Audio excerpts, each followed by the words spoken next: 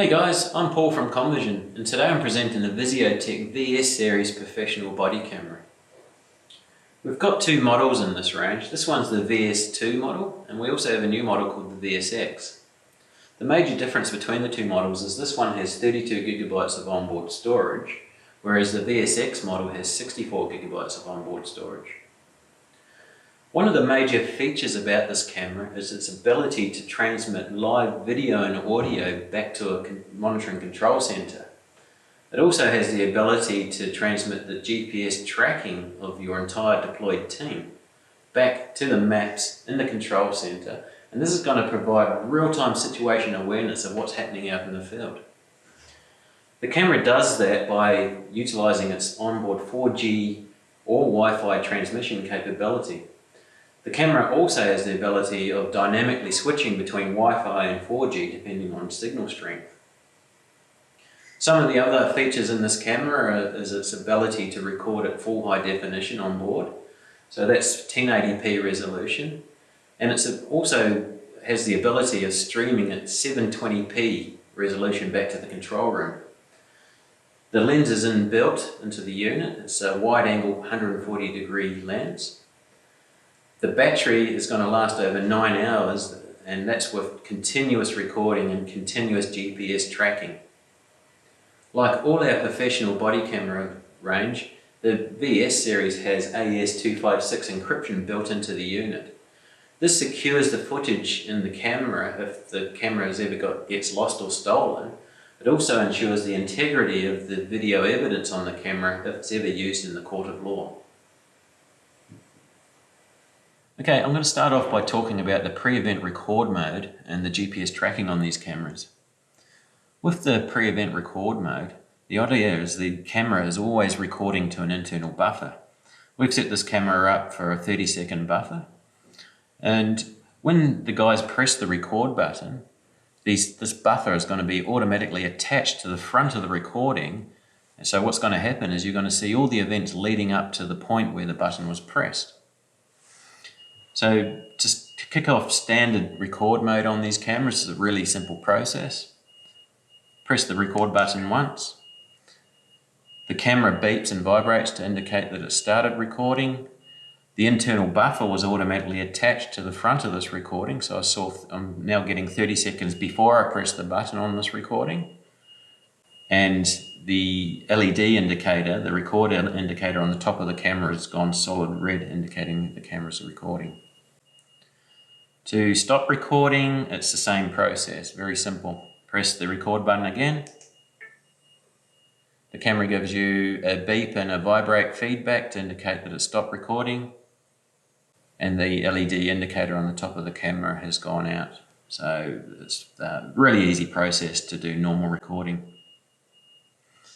With regards to GPS tracking, the great thing about these cameras is the camera is constantly broadcasting its GPS location to the DEMS Live server. In fact, not just this camera, but your entire team is being tracked constantly. So at any given time on the DEMS Live client, back at the control room, head office, central control room, whatever you've got set up, the guys can be monitoring the location of the entire team at any given time. The camera is not just tracking movement, but also speed, time and location, and so on. So we can start doing some fancier, what we call geofencing alarms later on, entering areas, leaving areas, and so on. But we're not going to go into that right now. We're just going to cover the basics of what's happening. I've got an example up on the screen here of a trace that we've done on a particular individual over a day, and you can see that he's moved across the Brisbane area, and down here is a summary of where he's been, how fast he was going, where he stopped, and so on. One of the fantastic features about this camera is we've got the normal record button, but we've also got duress record. The main difference is the duress record button is going to kick off recording on board here, but it's also going to send an alert off to the central control room to say that, hey, I'm in trouble. So you might have lone workers out in the field, they may be feeling threatened or whatever. Single press of the button here, and we're going to get anywhere in Australia over the 4G network. We're going to get his location, live video stream, and so on. So if I go to the video screen here, I press the duress record button. Within half a second, I'm now have a live stream of the person out in the field, anywhere in Australia. His location is brought up on the map. The alarm alert has alerted me in the control room that I'm in trouble, and I'm also able to hear what's going on. So one-way audio is now being broadcast with the video, so central control room can see what's happening to the person out in the field. He doesn't have to worry about it. He's just had to press one button. He knows that central control room is actually monitoring exactly what's going on. Now, the great thing is that if you've got a deployed team out in the field, you're going to know where this individual is, but also you're going to know where your entire team is just by looking at the location of the team on the field, and you can send the cavalry in if you like. Okay, so we've covered the standard record button and the duress button. Just want to cover some of the other features on this camera, starting with the power indicator at the top. So that blue LED is blue at the moment because the camera's on and it's got a connection through to the server. If this was green, then the camera's on and it's not connected to the server, and when that goes off, the camera's off. Just moving our way around to the side, this button here is a photo or still shot button. Pressing this gives the guys a 32 megapixel still shot. So the camera gives you an audio and vibrate to know that you've taken the still shot, and that 32 megapixel photo has been stored to the internal memory. The button above that, audio record only. So pressing that starts audio recording. Pressing that again stops audio recording. Moving our way up the buttons, this one is a press to talk button. So we can actually have a two-way conversation between this unit and the DEMS live software of the guys sitting in the control room. And this is going to work just like an RT radio. Moving our way around to the front, we've got integrated IR lamps. Generally, these are going to be programmed to come on in low light conditions automatically. Or alternatively, if they're not coming on automatically, the guys can force them on by pressing and holding the lamp button on this side. So as you can see, that's turned on the IR lamps. Pressing and holding that again turns the IR lamps off. We've got a 140-degree wide-angle lens in here. We've also got white light.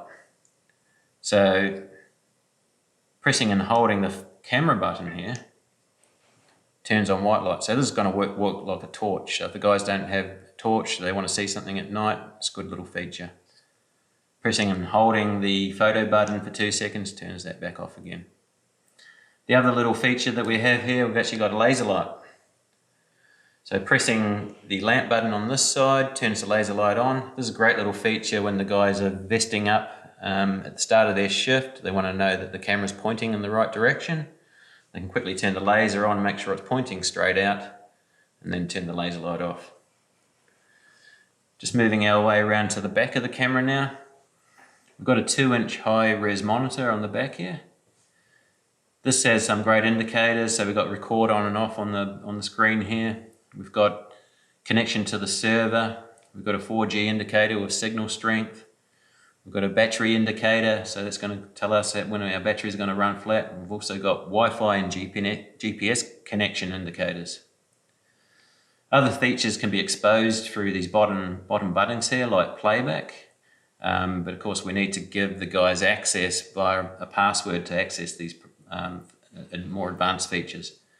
If they do have access to playback, then one thing that we have restricted on the camera is we make it impossible for them to delete any footage. So once the guys have been deployed and they start collecting footage or evidence on the camera, the only way to delete the footage on the camera is to bring it back and dock it in the docking station and upload it to the DEMS software. The guys are not going to have access to deletion at all.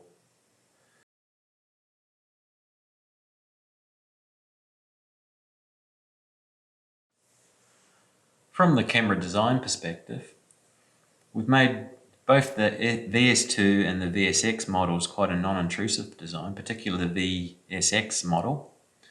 The casing is weather and dustproof to IP67 rating. It's also ruggedized and it's been drop tested to 2 meters. The internal storage in this unit is totally encased within the unit and can't be accessed by the general user. Just turning the camera around to this side, we do have some external connectors. So this connector here at the top is a USB connector. That can be used if the guys have got this mounted in their vehicle and they want to connect it to their cigarette lighter. We can charge the unit from this external plug. It is totally sealed off by the rubber bung, and that's also the case for this second slot here, which is for your SIM card.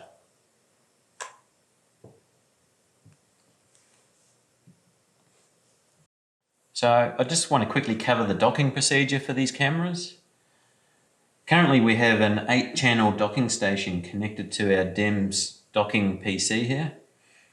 We've got 5 cameras currently docked in the system, and they're taking up the first 5 slots of 24 slots of this docking station.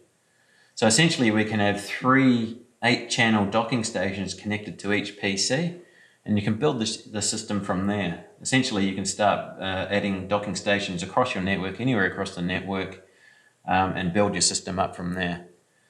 The footage is uploaded from the camera to the docking PC, or alternatively, if you have a big system, we can upload from the camera directly to a centralized server. The procedure for docking is really easy. The guys finish their shift, they come in, they put their camera into the slot. The DEMS docking software will auto-detect the camera. It will dynamically determine whether there's footage on the camera and start doing the upload process if necessary. So as you can see, it's detected the footage that we've taken and it's going through the upload process.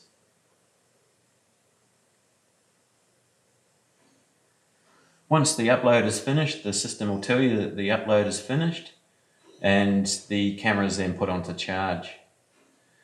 So from an operational perspective, we can program the DEMS docking software to automatically delete the footage on the camera after it's been successfully uploaded, and that'll prepare the camera for the next shift.